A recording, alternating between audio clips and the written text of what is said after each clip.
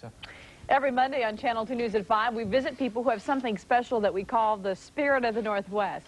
Your response to our reports has been so encouraging that we've decided to find the spirit in Portland and Oregon each night for the next 2 weeks. Here's Paul Inman with the first of 10 profiles. Julie, as you know, many of the people we meet can only be described as givers, and tonight's subject is a giver. As a matter of fact, it took us a year to catch up with Dan Barker and his home gardening project. The man moves fast, works hard, and I still can't believe what he's doing for hundreds of others.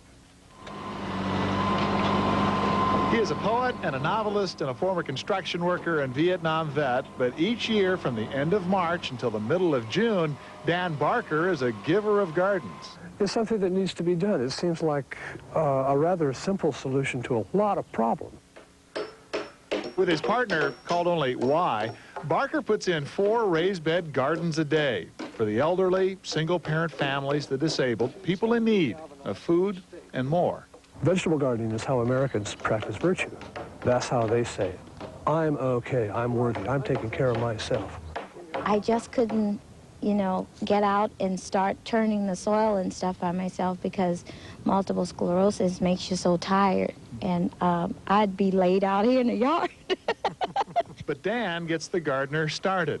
Now supported by foundations and trusts, it took him 7 years to get his home gardening project into the black. He devotes himself these days to getting each plot squared with the sun and perfect. So when they come out, they say, oh, the man did a nice job for me. So I'm okay. So if it's 3 inches off, then they feel bad. I don't want them to feel bad. I want them to feel good. And they do, especially after Dan gives the new gardener all of the seeds, fertilizer, instruction, even recipes for a summer's worth of good food. That'll give you 90 to 120 years of corn. And if you can eat all that in the 3 weeks that is ripe, good. So it's really going to be a joy. And my cantaloupes. You're getting cantaloupes? Yes. In my own yard, you know, because they cost so much in the store. It's hard work, but he made 4 more this very day. By our count, at the beginning of the spring, Dan Barker had put in a total of 676 gardens in our city, simply because he says it needs to be done.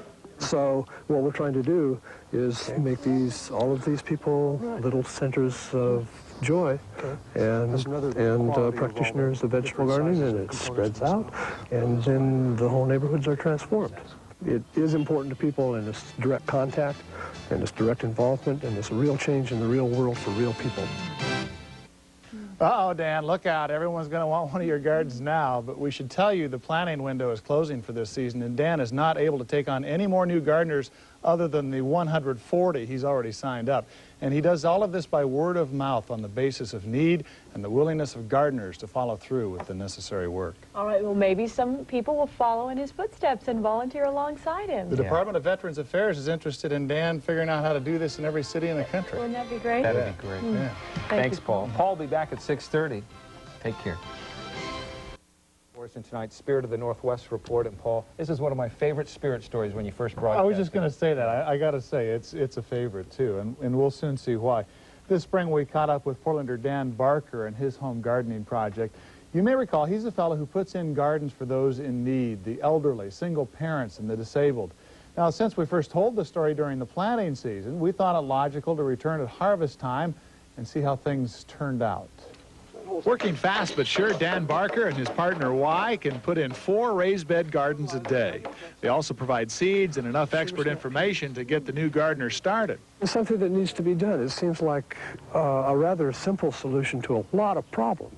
And giving families the means to grow a summer's worth of good, wholesome food, Dan Barker thinks, is worth all the work. We found single-parent Janet Grove and her 3 children picking green beans. Janet says for the kids it's been quite a discovery, finding things in the garden they really enjoy. They found that they liked a lot of the vegetables, and they're trying new things, and I think that's healthy for them. Such that this summer, Janet says, her kids snack on pear tomatoes instead of candy, just as good as what the garden does for the family budget. With everything as high as it is nowadays, it's a big saving. Get something in your garden, then you can, maybe it helps to get the things to go along with it. In all, Dan Barker planted another 142 gardens this spring and provided seeds and starts for another 200. The success rate, gardens planted and harvested, is an amazing 99%. Some don't do as well, but still it's their first year for most of them, and they'll do better the second year. All over the place. Cucumbers are coming on real nice. More tomatoes here. That's one of the best stands of beans I've seen all year. In fact, Dan says the produce 83-year-old Mary Beauchamp has grown in her garden is State Fair good. She says the work actually makes her feel more ambitious. You sit down and you have a backache and you have all of these things wrong with you, and you think, if I don't get out there and get in that garden, the sun's going to burn it up, or the weeds are going to take it, so you get up and move and you feel better. It makes Dan Barker feel pretty good, too. He figures he's up to 800 gardens now and food for 2,000 people. So I'm heartened and I'm encouraged when I see people succeed at what we're doing. And I can't ask for much more than that, can you? We have more good news about Dan's program, too. He funds the work through grants and contributions from private foundations, and he tells me now he'll be able to expand into some new neighborhoods in Southeast next spring. Seniors, single-parent mothers, and disabled who live in the Errol Heights and Brentwood Darlington neighborhoods and who think they'd like to get into gardening next year are asked to call Dan at the Home Gardening Project. That number is 775-9648. 775-9648. And you see these people just beam with pride when they pull off these vegetables. And did you see those raised gardens? They produce so much in such a little amazing space. bounty, Oh, yeah. it's fantastic. Well, thanks, Paul, for that update. I certainly enjoy those. Okay, good, Jeff. Okay, Paul and Melissa will be back at 6:30, and World News Tonight coming up next. Good night.